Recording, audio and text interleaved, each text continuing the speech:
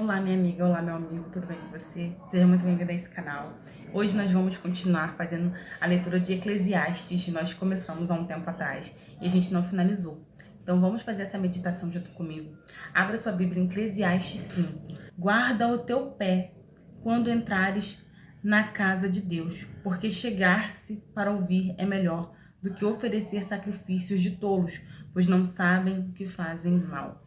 Olha que interessante isso. Muitas vezes nós queremos agradar a Deus fazendo coisas que são sacrifícios, né? Acordar de madrugada, negar a nossa carne, várias coisas, vários tipos de coisas que a gente pode fazer que são sacrifício pra gente, né? Jejum de 24 horas, fazer muita coisa que é o sacrifício para nós, que é difícil demais para nós. Mas aqui tá falando, chegar-se para ouvir é melhor do que oferecer sacrifícios. Nós somos o tipo de pessoa que às vezes queremos fazer muito para Deus, que é um sacrifício pra gente, mas a gente não para ouvir. A gente não senta para ouvir. Às vezes uma meditação na palavra. Às vezes o que uma pessoa tá falando. E a gente tem o nosso achismo, nossas ideias sobre certas coisas, mas a gente não para ouvir o lado daquela pessoa. O que aquela pessoa tem a dizer. E às vezes Deus usa tanto Deus usa. Deus usou um menininho para multiplicar os pães quando ele trouxe 5 pães e 2 peixinhos. Deus usou aquela criança. Deus usou aquela criança. Se Jesus não quisesse ouvir lá, é apenas uma criança. Então, Deus usa qualquer pessoa quem ele quiser usar para alimentar espiritualmente milhares de pessoas. Então a gente não pode ser egoísta, orgulhoso, de não parar para ouvir o que Deus tem a dizer através de alguém. Claro que a gente precisa filtrar daquilo que a gente ouve. Nem todo mundo que abre a boca, ela está sendo usada por Deus. Você precisa ser maduro para você entender isso. Tá? Tem que pedir a Deus discernimento para ouvir e filtrar as palavras certas. Não te precipites com a tua boca, nem o teu coração se apresse a pronunciar palavra alguma diante de Deus. Olha que interessante isso, né? Não se precipite, não fale demais. É o oposto, né? A gente tá falando sobre ouvir alguém de Deus falando.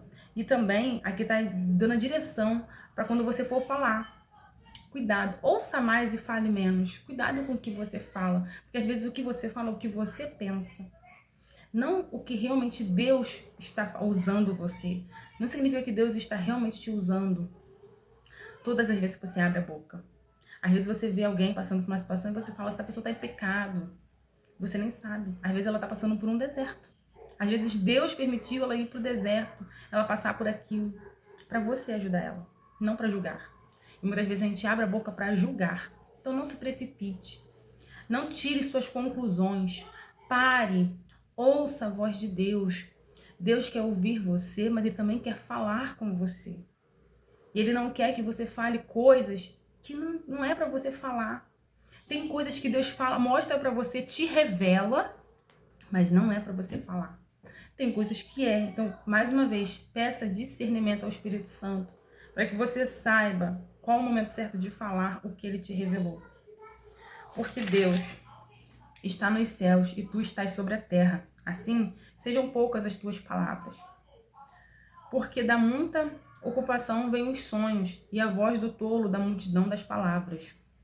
Quando a Deus fizeres algum voto, não tardes em cumpri-lo, porque não se agrada de todos o que voltares paga-o. Então aqui tá dando mais uma dica. Esse capítulo é para te dar várias dicas. O título dele é Vários Conselhos Práticos, tá? Então aqui tá dando mais uma dica para você. Quando fizeres algum voto ao Senhor, cumpra-o. Faça de tudo para você cumprir esse voto. Se você não tem condição de cumprir com esse voto, nem física, nem financeira, nem espiritual, nem emocional, não faça o voto.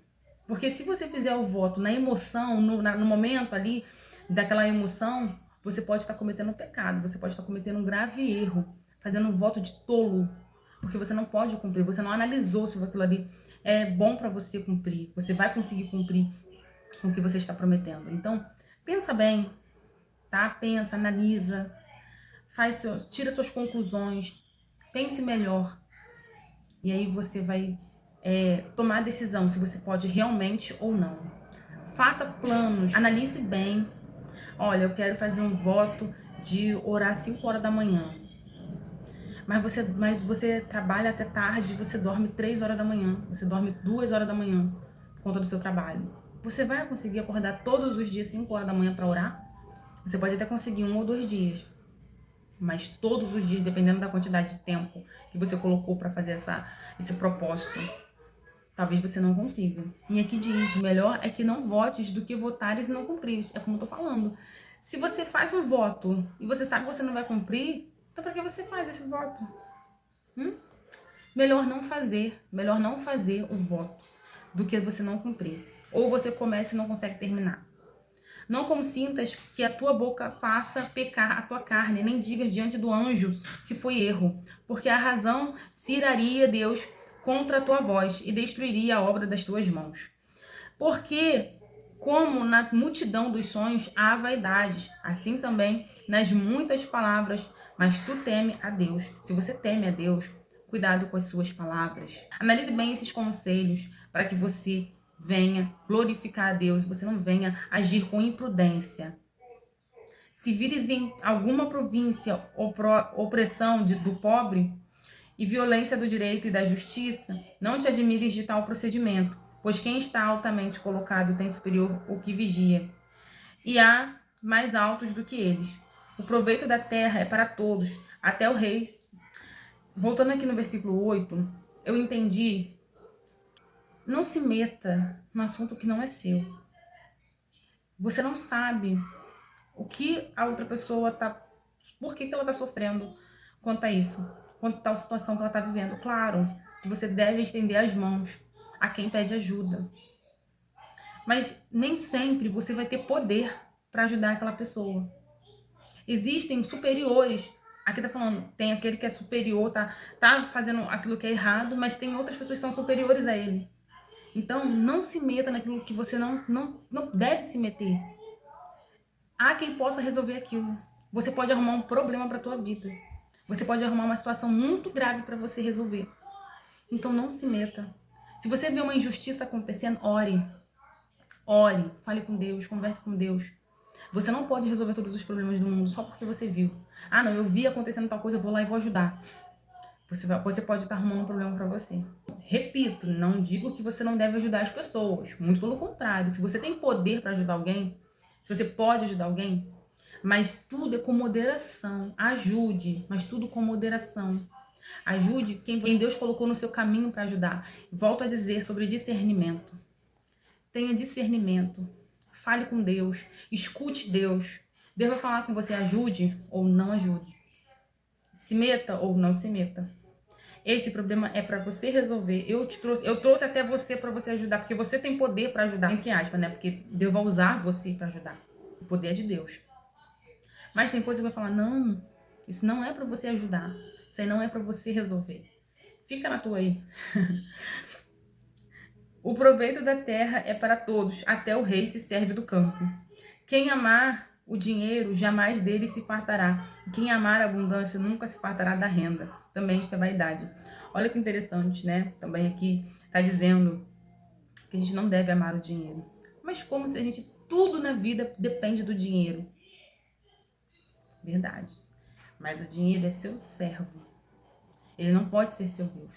Se ele ocupar o lugar de Deus na sua vida, se você amar o dinheiro, você vai estar dando lugar pro dinheiro e tirando o lugar de Deus. Porque você não pode servir a dois senhores. É apenas um. Então, se você acha que quando você tem dinheiro, você tem poder, você já está errado. O dinheiro não te dá o poder. O dinheiro não te dá poder. A nossa dependência não pode ser o dinheiro, a nossa dependência tem que ser de Deus, moldado, porque quem você é não deve ser moldado conforme o que você tem. O poder, ele não vem do dinheiro. Você pode comprar, gastar quando você tem dinheiro, sim, tudo bem. E Deus vai te dar essa condição de você ter tudo que você precisa ter. Mas quando você tem tudo que você precisa e você quer mais, simplesmente porque você, para o seu próprio proveito, você está perdendo o propósito. Você está saindo do propósito. Então, cuidado com isso. Cuidado com isso. se você muda quando você tem dinheiro, quando você tem um dinheiro a mais ou muito dinheiro, você muda, então o dinheiro não tá te servindo. Você tá servindo o dinheiro. Você não depende do dinheiro para ter o que você tem. Você depende de Deus. Se Deus não te der forças, você não vai conseguir trabalhar. E aí, você não conseguindo trabalhar, você não vai ter nada. Mas não é por causa do dinheiro que você tem alguma coisa. Você tem alguma coisa porque Deus te deu condição para isso. Entende? Então, se você muda conforme a sua renda, conforme o seu status, você tem que analisar um pouquinho para saber se o nosso Deus, o Deus da Bíblia, o Deus de Isaac, o Deus de Jacó, o Deus de Abraão, ele é realmente o seu Deus. É quem você realmente serve. Onde os bens se multiplicam, ali se multiplicam também os que deles comem. Que mais proveito, pois, tem os seus donos do que os ver com os seus olhos. Doce é o sono do trabalhador, quer coma pouco, quer muito, mas a fartura do rico não o deixa dormir. Muitas vezes a pessoa é muito rica e ela tem medo das pessoas que se aproximam dela, porque muita gente só se aproxima por causa do dinheiro, para se aproveitar. Há um grave mal que vive debaixo do sol e atrai enfermidades, as riquezas que os seus donos guardam para o seu próprio dano.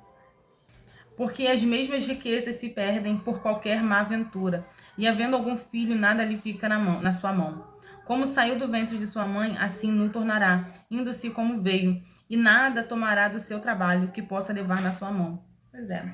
Então, tudo que você tem hoje, por mais que você fique rico para a vida inteira, você quando morrer, você não vai levar o que você tem, vai ficar para outras pessoas, vai ficar para seus filhos, vai ficar para seu cônjuge, ou seja lá para quem for, vai ficar para o governo. Mas o que você conquista com Deus, a riqueza que você tem com Deus, que é o nosso verdadeiro Senhor, ela é eterna, essa aliança é eterna, essa riqueza é eterna, ela não acaba. E ainda fora outras pessoas que perdem tudo, né? E aí, como é que ela fica se o Deus dela for o dinheiro? Como é que ela fica se ela trabalha em prol do dinheiro? Nós não devemos trabalhar em prol do dinheiro. Nós não devemos trabalhar em prol de ter tudo. Não é isso que Deus quer de nós. Não é isso que Deus quer de você, minha amiga. Acorde. Pense bem, analisa bem. O que Deus quer de você? O que Deus espera de você? Deus quer que você seja uma pessoa generosa. Primeiramente, Deus quer que você o ame acima de tudo e dependa somente dele. Segundo, Deus quer que você seja uma pessoa generosa. Ame o seu próximo como a ti mesmo. Cuide do seu próximo. Estenda a mão ao seu próximo. Confie que Deus está cuidando do seu próximo através de você. Seja mais próximo de Deus a cada dia. Pense melhor nas coisas. Analise melhor o que você está vivendo, o que você está fazendo, para que você não venha se arrepender depois. E depois que você perder tudo, porque mesmo que você tenha uma vida com Deus, você pode perder tudo. Mesmo que você tenha uma riqueza com Deus, a sua riqueza terrena pode acabar. Você estando em terra, você estando vivo. E aí, como é que você fica?